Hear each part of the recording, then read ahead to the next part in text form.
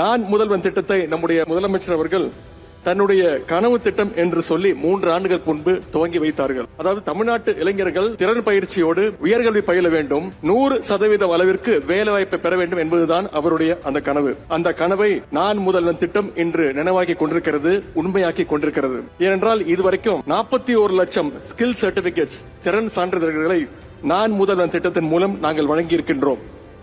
அதுபோல 3 லட்சத்திற்கும் அதிகமான இளைஞர்களுக்கு நான் முதல்வன் வேலை வாய்ப்பு முகாம்கள், காலேஜ் கேம்பஸ் இன்டர்வியூ மூலம் 3 லட்சத்திற்கும் அதிகமான இளைஞர்களுக்கு வேலை வாய்ப்பையும் நான் முதல்வன் திட்டம் வழங்கி இருக்கின்றது.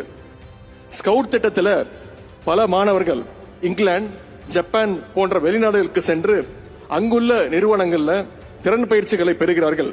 அங்கேயும் வேலை வாய்ப்பையும் பலர் பெற்றிருக்கிறாங்க. அது மட்டும் இல்ல, ஒன்றிய அரசு பணிகளுக்கான தேர்வுகளுக்கும் நான் முதல்வன் திட்டத்தின் கீழ் ஊக்கத்தொகையோடு பயிற்சிகளும் வழங்கப்பட்டு வருகின்றன.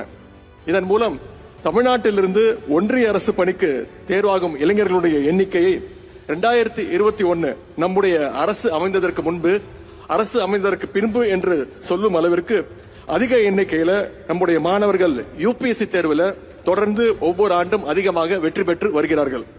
அது மட்டுமல்ல, பள்ளி மாணவர்களுக்கும் நான் முதல்வன், ஒலிம்பியாட், உயர்வுக்கு படி, கல்லூரி கனவு போன்ற திட்டங்களையும் நம்முடைய நான் முதல்வன் திட்டத்தின் மூலம் செயல்படுத்தி வருகின்றோம். இதன் மூலம் மாணவர்களுக்கு உயர்கல்விக்கான வழிகாட்டுதல்கள் வழங்கப்பட்டு வருகின்றன. ஏழ்மை போன்ற காரணங்களால் பள்ளி படிப்பை முடித்து கல்லூரி சேர முடியாமல் இருக்கின்ற மாணவர்களை கண்டறிஞ்சு உயர்கல்வி சேர கவுன்சிலிங் மற்றும் உதவிகளையும் நான் முதல்வன் திட்டத்தின் மூலம் செயல்படுத்துகின்றோம்.